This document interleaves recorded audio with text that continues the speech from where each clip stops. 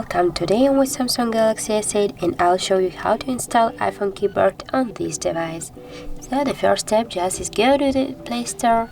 Here on search pool just type the green Apple keyboard.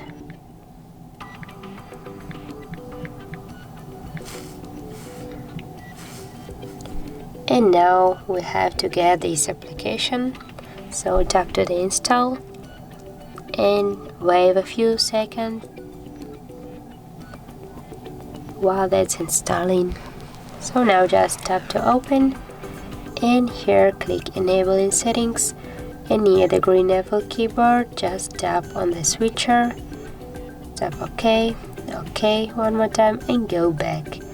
Now tap to switch input methods and switch it to the English United States keyboard. So that's finished. Now go back and now we can check that.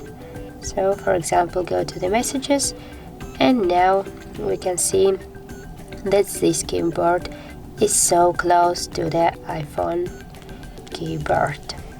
So that's it, that's how it looks. If you like this video, leave a like, comment and subscribe our channel.